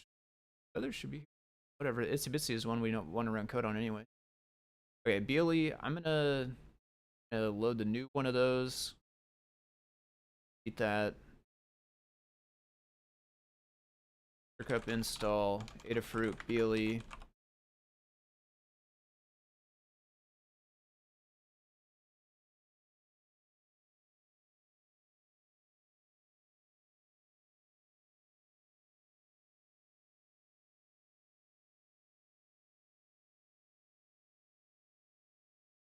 BLE file transfer.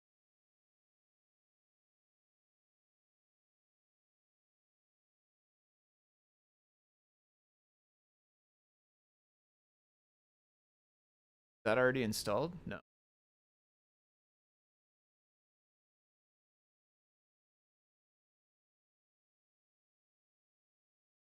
want to make sure we get the.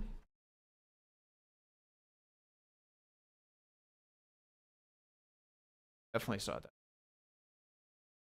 CodePy, UART, RFID, NFC. I don't think I need. This is like simple test for the in 532.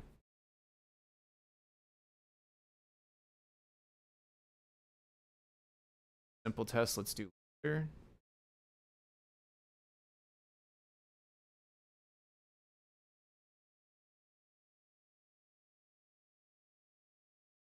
Okay, and then this does not have a MAC address, so that is one thing that's weird. Is inside of the Bleak one, I was connecting directly via a MAC address, whereas inside the ones that use CircuitPython file transfer, like Adafruit BLE file transfer, it doesn't target with the MAC address. It's like scanning and checking for the file transfer service. Then when it finds one that has that, it connects to it. That might be a better way. Although I don't know. Somehow you need to be able to tell Circup right device, so maybe MAC address. Not sure. Let this try. So I need to get here. I want to get TO so that we can actually see the output if we get any.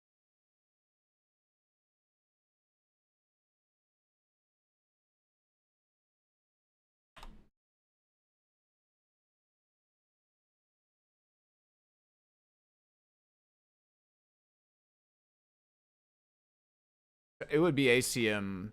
It's not gonna be 0. It's probably gonna be 1.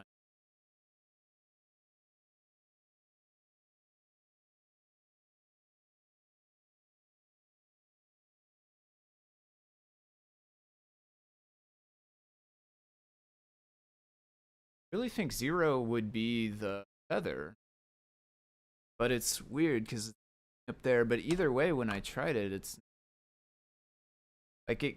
Oh, okay.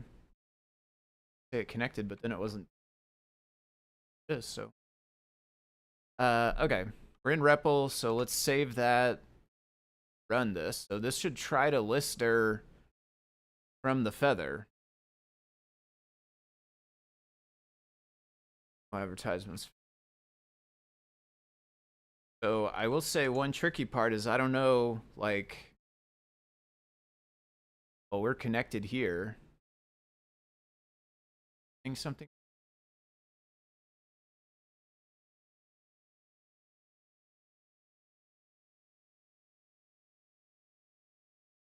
Oh, okay.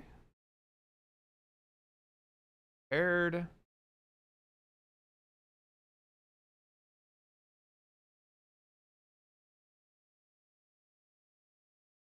Got our empty line as well. I think we're in the same spot. Let's try to add this real fast. We got a few minutes. I don't want to run too far over. But I want to check this. So I'm going to delete this again. I think we're in the same spot. I think it is infinite looping in the same place. That's my hypothesis right now. And so therefore, I think the BLE file transfer library actually has a bug. Then if we can fix that bug, then we want to use that library.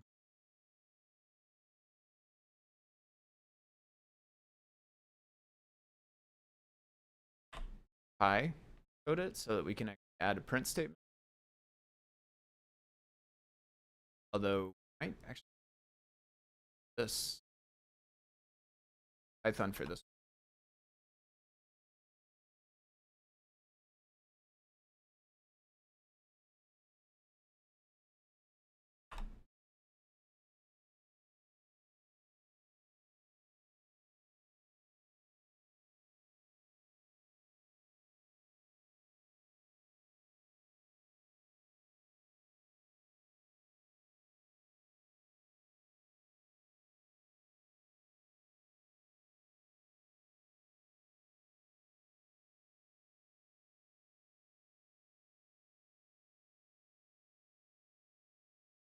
Okay.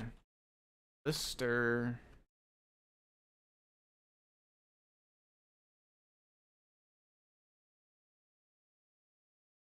Print or into. Print after read into. I think we only.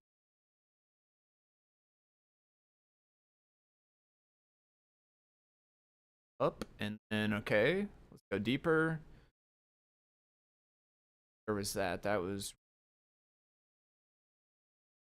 here. Read 0. Print or inner. Print after inner into.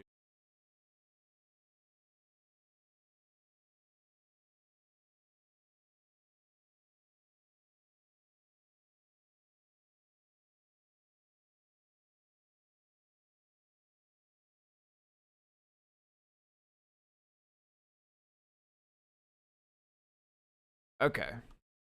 All right.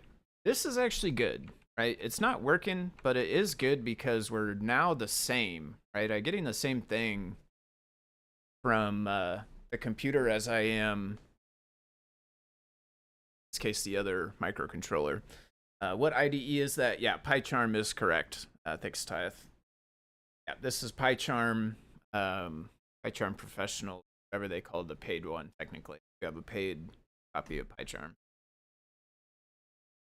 Doesn't want to let me like Control C here very well. By very well, I mean it's pretty much just ignoring my Control C, not letting me break into the REPL. But yeah, I think we're seeing the same. We're seeing the same thing. So let me go and make a. Let's make an issue on this repo, just to kind of document what we saw here. Why does that? Oh.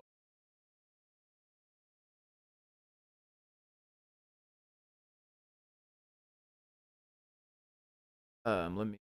OBLE gets RX.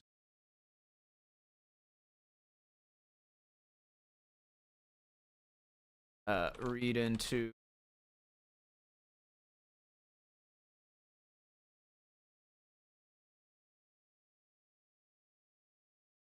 that.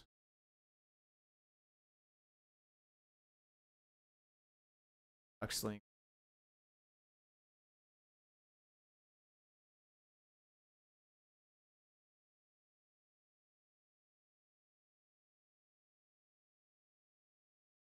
Infinite.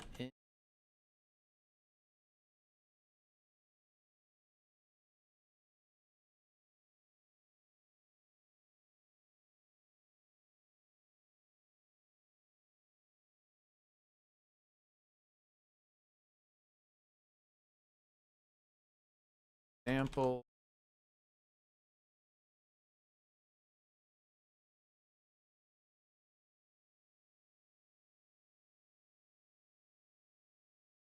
Right.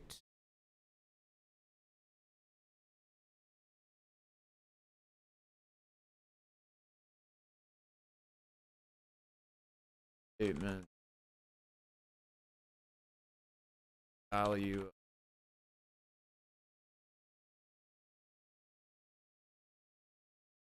We also printed buffer, and we saw that it was always just the XC buffer.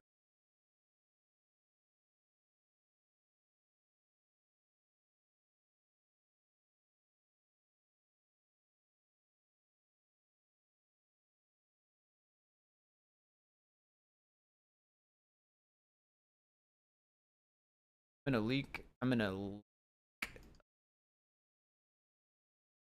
Talking about.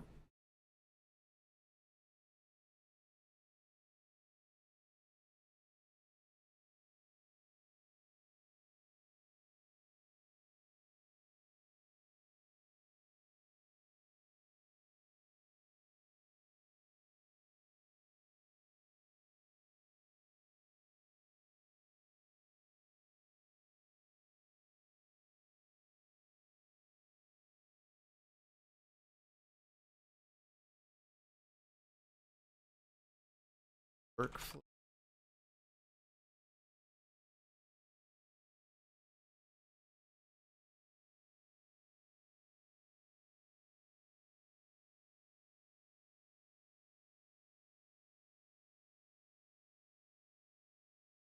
Okay.